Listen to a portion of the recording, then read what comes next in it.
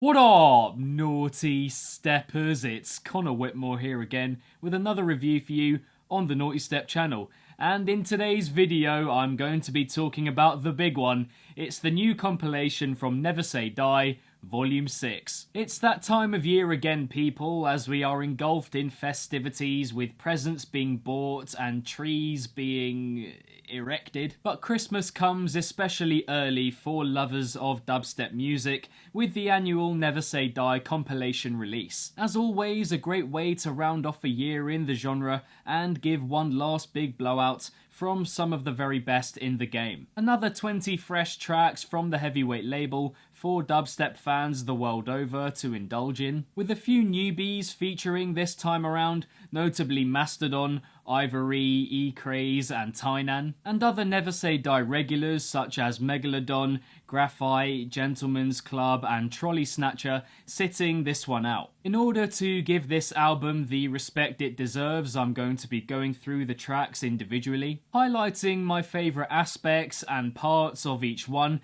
but not going ridiculously in depth as there are 20 to get through, and then hopefully coming to some closing thoughts at the end as I round up my feelings on this latest Never Say Die volume. So here we go, starting with track number 1, Hide and Seek by Zomboy. This is my favourite Zomboy track in a while. It's got the adventure of old enmeshed in the refined aesthetic he's adopted in recent years. The twinkly introduction is an unexpected but great way to start the compilation. The builds are very well put together, the vocal samples are dropped in expertly, and the dubstep, as mentioned, is more daring and playful, much more purpose to it than other tracks of his from the recent past. The craft more evident through his ideas, very sharp and tidy, not insane but reminded me of a lot of the things that I love about his production. Spaghetti's Troop is a staple tune of his in its sound design and bringing together of many different ideas, from the surreal, circus-like introduction to the array of vocal samples on show, the amount of sounds the drops bring together. Some drop sections I enjoy more than others here, a couple that drone on slightly whilst others are livelier and easier to identify as his. You've got the captivating builds too, the brief, vibrant midsection. There are moments, as I mentioned, that bring it down slightly, but overall a very solid number. The first collaboration on the album between Space Laces and Topi is pretty much exactly what you would expect from them. Dubstep full of tearing sounds to take your attention this way and that, a vintage bounce and swagger to the percussion too. Develops effectively as it becomes at first more blinding and then more enduring with those pattering tripled sounds in the second main drop. Really good energy to it throughout, but all in all relatively standard. Love the way it develops, but nothing fully wowing me here. Mastodon has had an incredible breakthrough sort of year, but I would argue this track doesn't show him off at his best at all. The introduction is too short, the overall feel of it isn't that atmospheric, those rave synths in the first drop are very weak. It sounds haphazardly put together for him, which honestly I don't blame him for. He's been so high in demand and he would have been working to a deadline with this track, so it's no surprise that it feels a bit rushed. There are good moments here, the percussion is on point throughout and the horns to start are brilliant, but it's far from his best, that's for sure. Next we have Ivory's Unbreakable, which I must admit I had to check wasn't Sultan because of the strong Middle Eastern vibe and finely cut percussion in the introduction. The dubstep has got that classic Ivory bite, real force to this one, and the moments of impact are signalled out very well, with a couple of RIDDIM progressions on hand to give it that extra thwack. Not throwing me off my seat, but it's assembled in an emphatic way. Brutal sounds and cheeky vocal samples make for an interesting listen. Heard better from him, but it's another solid cut here. The ending is very nice as well. Crimer's track Facebreaker is another that I really enjoy for specific moments, without loving in its entirety from start to finish. The intro is awesome, spacey and outer-worldly, trance-inspired, inventive, and not what I expected him to start with at all. Again, incredible use of vocal samples throughout here, the robotic snippets before each progression, the spaced out changes made in the second drop. But on that note, the dubstep generally here doesn't quite get me. Percussion perhaps not weighty enough to support said sounds. Generally though, fires on multiple cylinders. Tramper's first material in a fair while reminds us of exactly what he's about, but in a slightly different way to usual. The dubstep here being quite simply a livelier version of his normal style, building it well over different drops, making it more accessible in the process. He sets the scene well in the gloomy, creepy, unnerving intro. Real patience to this, and I think it's very important in preparing us for what's to follow. Wouldn't say I feel the full force of the dubstep at any point, which may be down to the percussion, but ideas-wise it delivers exactly what you would want in a Tramper tune. Likewise, Dr. Ozzy's Monster Down provides a pretty reliable insight into his style and the kind of techniques and sounds he likes to deploy. Those grating, rough dubstep synths laid out in this insistent way, impactful because of the bounce and rhythm it establishes through that repetition. More than anything though, it's got a character and personality to it that I couldn't say for others on this album, a feeling behind it that props it up really nicely. Quite simple and nothing crazy ideas-wise, but enough switch-ups over its course to hold the listener's attention from beginning to end, intro and outro included. In Kuroshi, I think E-Craze comes through with some of the best sounds on the entire compilation. Those meaty, electrified bolts running through the track are so riveting and actually leave me wondering as to how a collaboration between him and Space Laces would sound. The builds here are also worth noting, properly invigorated with lots coming together and assembled very astutely. However, the laser-inspired dubstep drags more than it captivates for me. Some great sounds as mentioned, but overall not the full package that you would expect from him. Odd Profit's track Think Again is another where there is a lot on offer, with it also being easily identifiable as his. You have the opening that looks into your soul and holds you in a trance, the muffled vocal in the build, and then the manic feel of the dubstep. Huge swiping, tearing sounds with lots of sinewy, snapping breaks. Again, parts where the light percussion stops me from being fully thrown by it. But overall, it's a song with a great dynamic between all the sounds on show, so savage and fully reflective of what he's about as a producer. 2018 has been a very good year for Trinergy, and I feel his single here with Gravity definitely goes some way to reminding us of that. A track with a vintage Trinergy flavour to it, mostly in the drops, which are a mix of uncontrollable snarls and these fruity experimental notes. It's very him. It's also a much needed vocal injection for the album at this point, courtesy of Gravity. Fantastic punctuality to his delivery, particularly in the first build. The ideas here aren't quite at the level of his ultimate EP, but the reverb use is spot on, loads to take in, develops well, insistent without being overwhelming. Another welcomed moment in the compilation comes from Must Die, whose animated, sprightly intro takes the project in another direction entirely. It's also in the dubstep that we get a completely different tone to everything we've heard already. Mostly the progressions to each drop, screechy but with a noticeable melancholy to them. A sweet listen, yet I feel they overstay their welcome slightly. I think it's a nice coming together of ideas, and the sound design is great, but I'm not sold.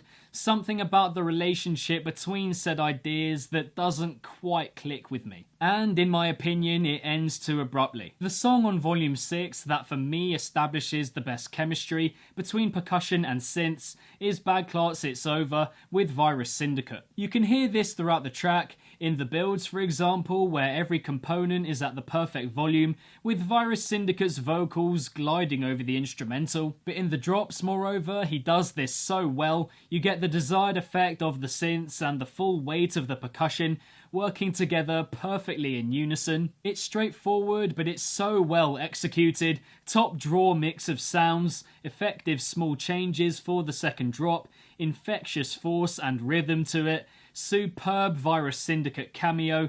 It's a properly solid track. Another producer who I'm not sure lives up to his full potential on this compilation would be Sultan, in my honest opinion. He's got the crispy, percussive introduction and build down with that demented vocal sample, but the dubstep for me is a little messy in construction. The percussion gets lost in the sea of sounds, and whilst there are undoubtedly some gripping ones used, it seems more eager to impress than simply working. The second drop, with its snake charming vibe, being an example of this, interesting initially but run with too much, so overall far from his best. Someone whose stuff I haven't been hugely keen on recently, and so surprised me here, is Tainan with his track Usurper. The haunting intro, the malfunctioning breaks in the first build, the incredible awareness of space and time, the grand feel of it overall,